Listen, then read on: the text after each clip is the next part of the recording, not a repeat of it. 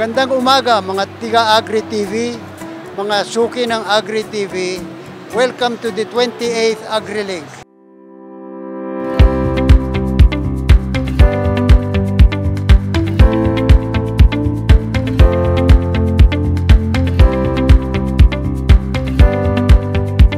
Ang ating turnout was very good and hopefully this crowd translates to good sales for our exhibitors.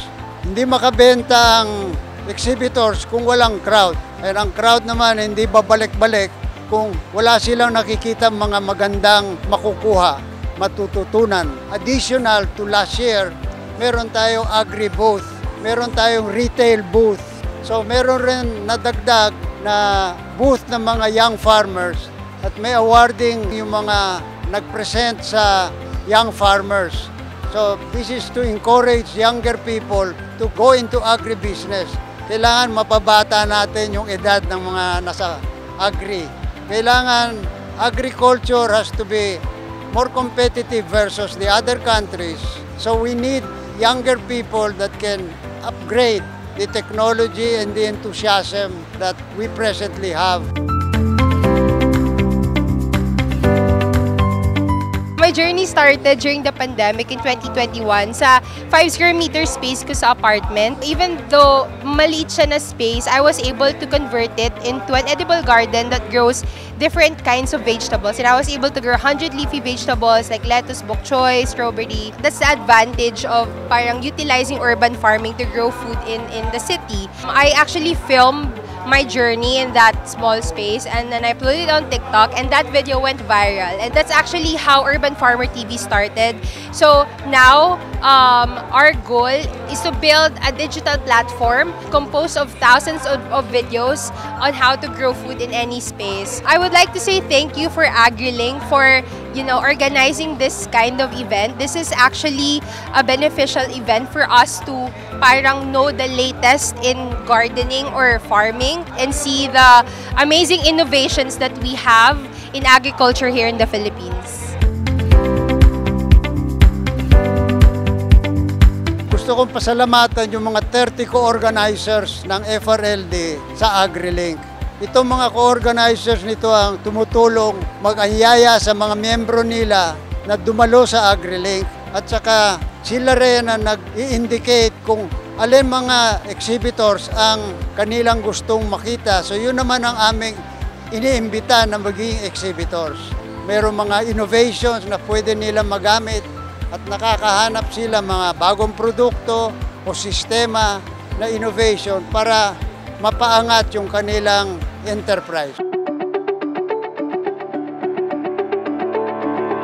Yung AgriLink ngayon sa 2023, ang nakapokus ngayon ang AgriLink organizer ay Region 1. Kaya mayroon tayong ganitong event para ma-address or matulungan yung mga kasamaan naming nangangapital sa pagmamangga.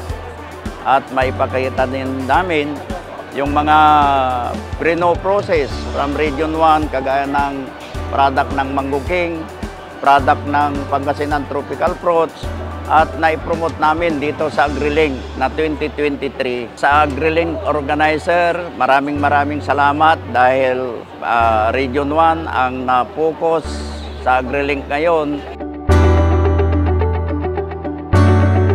Itong taon na ito, ang point product ng AgriLink ay mangga, kaya nag-participate yung Region 1 sa AgriLink. Kaya tayo ang ginawang chairman itong taon na ito.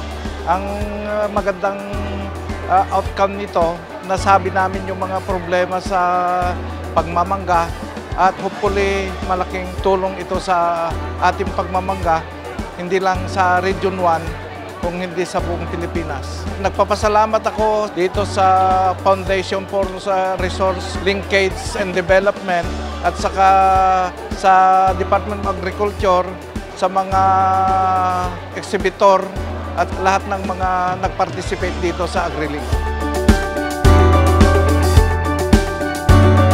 Kami sa Philippine Mango Seedling Farm, every year gusto namin kasali kami rito, no?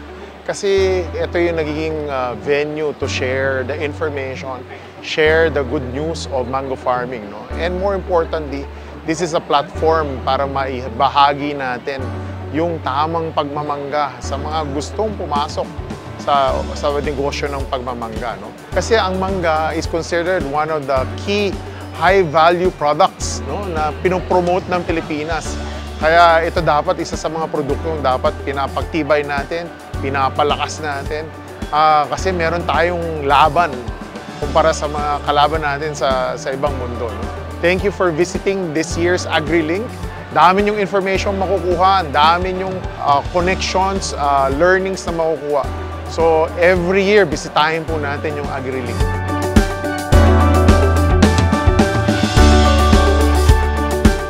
Maraming salamat sa mga sumuporta, mga bumisita at nagbebenta rito sa AgriLink. Maraming salamat at mukhang may sign of hope, optimism na progress ang ating agriculture. Maraming salamat sa inyong pagdalo.